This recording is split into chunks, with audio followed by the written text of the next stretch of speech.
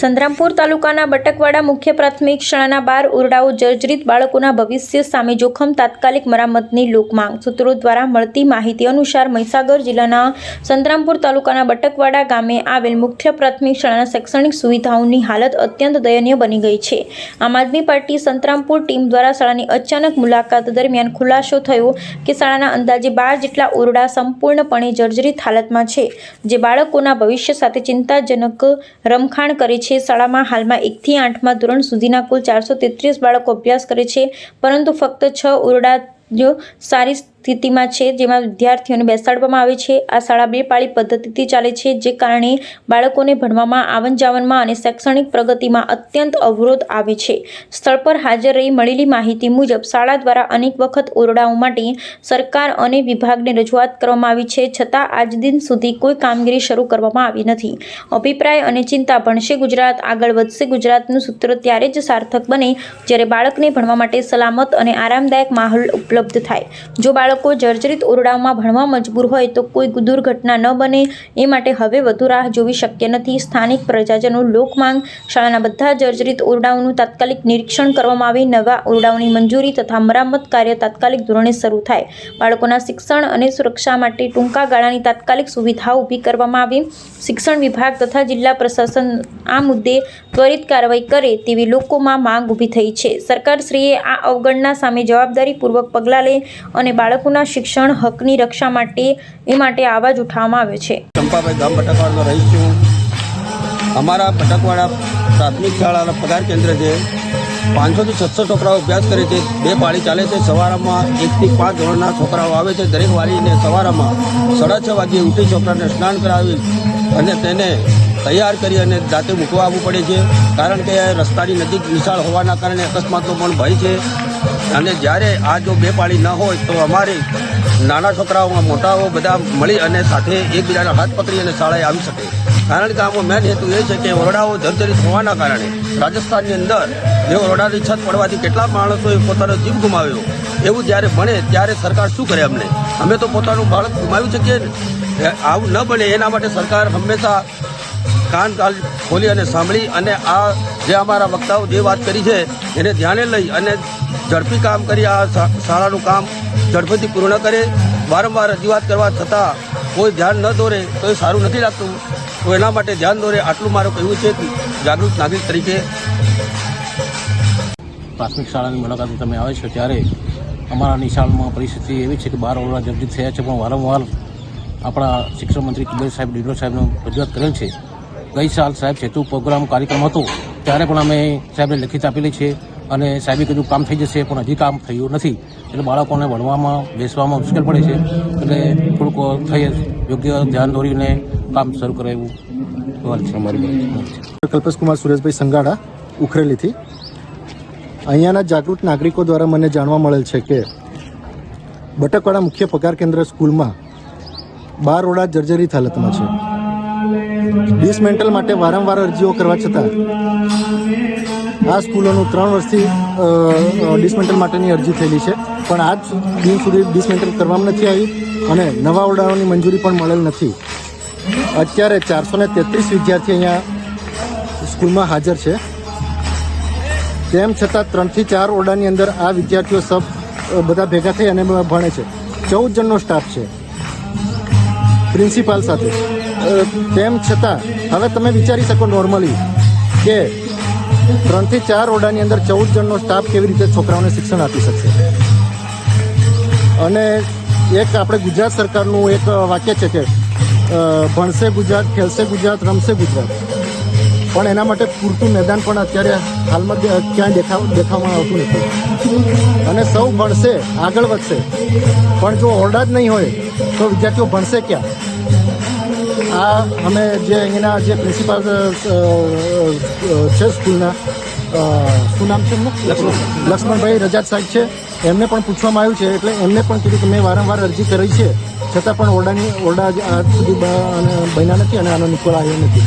તો મારી એક માંગ છે કે તાત્કાલિક ધોરણે આ સ્કૂલનું ડિસમેન્ટલ થાય અને તાત્કાલિક ધોરણે નવા ઓરડા બનાવવામાં આવે અને શિક્ષણનું સ્તર ઊંચું લઈ જવામાં આવે અને જે આદિવાસી સમાજ છે એ જે હંમેશા પછડાવવામાં આવે છે એ પછડાવા અમે નહીં દઈએ। અમે જાગૃત નાગરિક છીએ। એટલે તાત્કાલિક ધોરણે આ ઓરડા મંજૂર થઈ અને નવા બનવા જોઈએ. આ મારી માંગ છે. આમ આદમી પાર્ટી સંક્રાંતિ. સોમાદ ધનજીભાઈ ચંપાભાઈ ગામ બટકવાડા. જે અમારા છોકરા ભણવા આવે છે પણ અમારે કંઈ સુવિધા સારી મળતી નથી. એમાં છોકરા કોઈ ટાઈમે નિશાળમાં ઉઠતા નથી. બીજા ઘરે જે પાછા સંગાતે ઘેરે પાછા આવે છે. મારું નામ તાવિયાર નરેશભાઈ સરદારભાઈ છે. આજે બટકવાડા પ્રાથમિક નિશાળની મુલાકાત લેતા હું વારંવાર અહીંયા રોડ પર રસ્તા પર જતા મને એક જુલેશ ચોપડા કરીને છોકરાએ મને ધ્યાન દોર્યું મારું કે નરેશભાઈ અમારી સ્કૂલની અંદર 2 પાળી ચાલે છે. 2 પાળી ચાલવાથી બાળકોને આવવા જવા માટે બહુ ઘણી મોટી તકલીફ પડે છે. એટલે એના માટે કંઈક હોય તો કરો ને તમે એમ. તો અમે નિશાળની અંદર પ્રિન્સિપાલની મુલાકાત લેતા જાણવા મળેલ છે કે અમારી સ્કૂલની અંદર ઓરડાઓની ઘટ હોવાને કારણે અમે 2 પાળી સ્કૂલ કરેલી છે વૈકલ્પિક વ્યવસ્થાના ધોરણે. અમારે 12 ઓરડા કુલ જર્જરિત હાલતમાં છે. તો અમારે વૈકલ્પિક વ્યવસ્થાના ધોરણે અમે 2 પાળી કરેલ છે. તો સરકારશ્રી અત્યારે વર્તમાનમાં ભાજપ સરકાર ચાલુ છે એને એ જણાવવા માંગીએ છીએ કે તમે મોટા મોટા નારા લગાવો છો. અમે વિશ્વગુરુ તરફ જઈ રહ્યા છીએ. ભણશે ગુજરાત, જીતશે ગુજરાત. કઈથી જીતશે? તમારી સ્કૂલની પ્રાથમિક સુવિધાઓ નથી, ઓરડાઓ નથી, તો કેવી રીતે બાળકો ભણશે અને કેવી રીતે જશે? જો દેશનો વિકાસ કરવો હોય, આ બીજેપી સરકારના નેતાઓ એમ કહે છે કે ભારત દેશ વિશ્વની અંદર ડંકો વગાવે છે. વિશ્વની અંદર ડંકો વગાડવા માટે હંમેશા સારું શિક્ષણ, સારું આરોગ્ય હશે તો જ આપણે પ્રગતિ કરીશું, વિશ્વગુરુ બનીશું. વિશ્વગુરુની વાતો કરે છે તો કેવી રીતે વિશ્વગુરુ બનીશું? આપણી પાયાની સગવડો નથી, શિક્ષણનું સ્તર એકદમ નબળું છે આદિવાસી વિસ્તારોને. તો આપણે શિક્ષણ મંત્રી આપણા વિસ્તારના છે તે એમને કહેવા માંગીએ છીએ કે મંત્રી સાહેબ, જો તમારા શિક્ષણ તમારા વિસ્તારમાં જ સ્કૂલોની હાલતો આવી હશે તો કેવી રીતના સમાજ આગળ આવશે અને કેવી રીતના ભણશે? બસ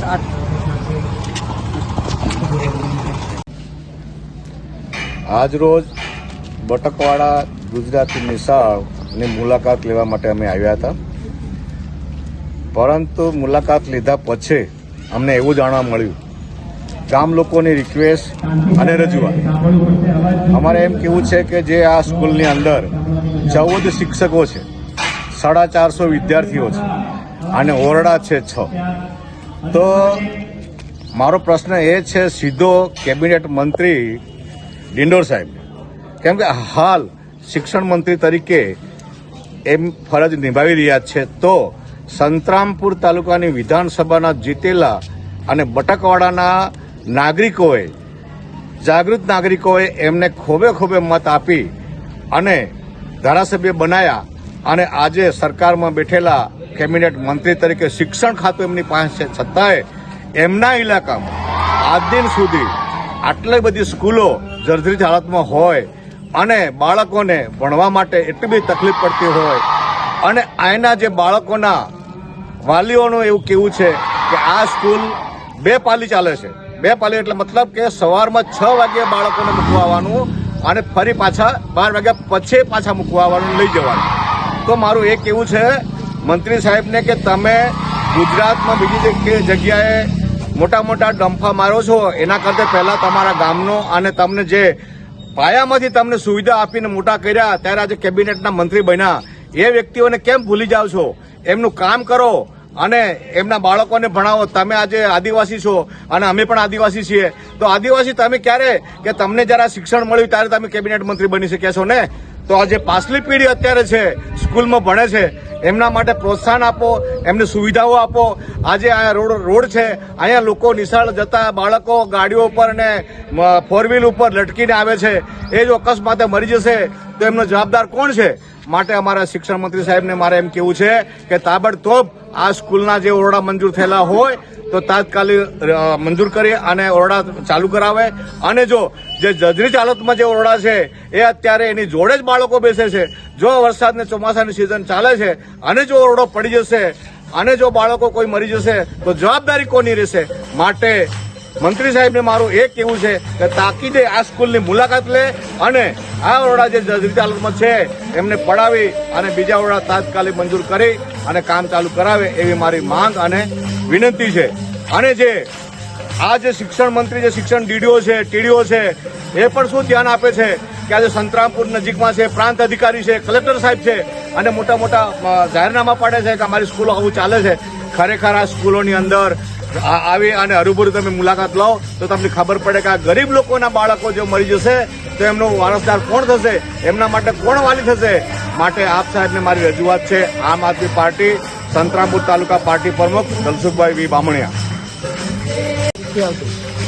નમસ્કાર, મારું નામ પર્વતભાઈ ડામોર છે. અહીંયા ખેડા બટેકવાડા મુખ્ય પ્રાથમિક શાળા, અહીંયા જ્યારે અમને નાગરિકો દ્વારા જાણ કરવામાં આવી કે 100 ઓરડામાં 2 પાળી કરીને અહીંયા શિક્ષણ આપવામાં આવે છે. હવે અહીંથી શિક્ષણ મંત્રી સાહેબનું ઘર 2 કિલોમીટરની અંતરે આવેલું છે. હવે ગુજરાતના શિક્ષણ મંત્રી છે અને એમના જ વિસ્તારની અંદર અહીંથી એક દિવસ બી અમે કીધું હતું કે 99% સ્કૂલો જર્જરિત હાલતમાં છે, એમને મંજૂર કરીએ છીએ કરીને એ આજ દિવસ સુધી ક્યારે બી શિક્ષણ મંત્રી શિક્ષણ પ્રત્યે કોઈ ધ્યાન આપવામાં આવતું બિલકુલ નથી. તો અમારું શિક્ષણ મંત્રી સાહેબને રજૂઆત એટલી જ છે કે શિક્ષણ મંત્રી સાહેબ, તમને અમે વોટ આપીને ધારાસભ્ય બન્યા પછી તમને પાર્ટીએ કે જે તે વ્યક્તિએ તમને બનાવ્યા છે શિક્ષણ મંત્રી, તો એનો લાભ અમને ક્યારે મળશે?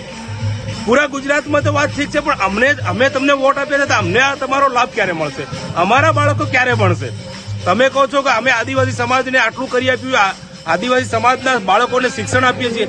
અરે સાહેબ, મારા આપણા વિસ્તારમાં 6 ઓરડામાં 433 બાળકો ભણવા મજબૂર કર્યા છે. એ કોને? તમે. અત્યારે તમે શિક્ષણ મંત્રી છો, તો જો 6 ઓરડામાં ભણવા માટે મજબૂર કર્યા હોય તો આપણા સાહેબ તમે જ છો. તો તાત્કાલિક ધોરણે અમારા અહીંથી તમને રજૂઆત કરવામાં આવી છે. 12 ઓરડા ડિસમેલ કરી અને નવા મંજૂર કરવા સાહેબને તાત્કાલિક ધોરણે. અને જો તમને અહીંયા સત્ય નહીં દેખવા મળતું હોય તો અહીં સ્કૂલમાં આવો તો તમને ખબર પડે કે ખરેખર સાચી રજૂઆત અમે કહીએ છીએ કે ખોટી કરીએ છીએ. બસ વધારે હું નથી કહેતો સાહેબ, તમે શિક્ષણ મંત્રી બન્યા છો, એમનો લાભ અમારા આદિવાસી સમાજને આપો. જય હિન્દ, જય ભારત. હવે બટકવાડા સ્કૂલની મુલાકાતે હું આવ્યો હતો. એની અંદર જ્યારે મુલાકાતે આવ્યો ત્યારે શરૂઆતમાં જ મને આ ગેટનું તમે હાલત દેખી શકો છો. ગેટ જર્જરિત હાલતમાં છે, પડે એવી પરિસ્થિતિમાં છે. સ્કૂલની અંદર પ્રવેશતા મને જાણવા મળ્યું કે 12 સ્કૂલના ઓરડા જર્જરિત હાલતમાં છે અને 12 ઓરડા આજની તારીખે પડે એવી રીતે છે. આ માત્ર કુબેરભાઈ ડિંડોરના ઘરથી 2 થી 3 કિલોમીટરના એરિયામાં છે. અને અહીંયાના ગ્રામવાસીઓ દ્વારા મને એ પણ જાણવા મળ્યું છે કે ડિંડોર સાહેબ અહીંયા મુલાકાતે 2 થી 3 વાર આવીને ગયા છે. એમ છતાં એમના ધ્યાનમાં નહીં આવ્યું. તો હું ધ્યાન દોરું છું આજે કે જો એ આયા હશે કે ના આયા મને ખબર નથી, પણ એ ફરીથી આવે અને સ્કૂલની મુલાકાત લે. કારણ કે મારી મુલાકાતમાં મને દેખવામાં આવ્યું છે કે 12 સ્કૂલના ઓરડા જર્જરિત છે. ટોટલ અહીંયા 450 જેટલા વિદ્યાર્થીઓ હાજર છે અને 3 થી 4 ઓરડાની અંદર અત્યારે શૈક્ષણિક કાર્ય ચાલી રહ્યું છે. એટલે અને શિક્ષકો અહીંયા 14 થી 15 શિક્ષકો છે. તો તમે નોર્મલી વિચારી શકો છો, એ પોતે શિક્ષણ મંત્રી છે, પ્રોફેસરમાંથી રિઝાઇન કરી અને શિક્ષણ મંત્રી બન્યા છે અને અહીંના જનતાએ વોટ આપ્યા છે. તો એ પોતે અહીંયાની સ્કૂલોની હાલત દેખી શકે છે અને વિચારી પણ શકે છે કે 3 સ્કૂલની અંદર ઓરડાની અંદર 14 શિક્ષકો શિક્ષણ કેવી રીતે આપશે, 450 વિદ્યાર્થી બેસી કેવી રીતે શકશે. એટલે મારી ખાસ એમને રજૂઆત છે. અને આ ઉપરાંત ડીડીઓ, કલેક્ટર અને ડીઓ સાહેબને પણ રજૂઆત છે કે આ તાત્કાલિક ધોરણે આની તપાસ કરી અને તાત્કાલિક ધોરણે ઓરડા મંજૂર કરે અને જે તે વિદ્યાર્થીઓને બેસવાની વ્યવસ્થા કરે. આ સાથે જય હિન્દ, જય ભારત. રેડી.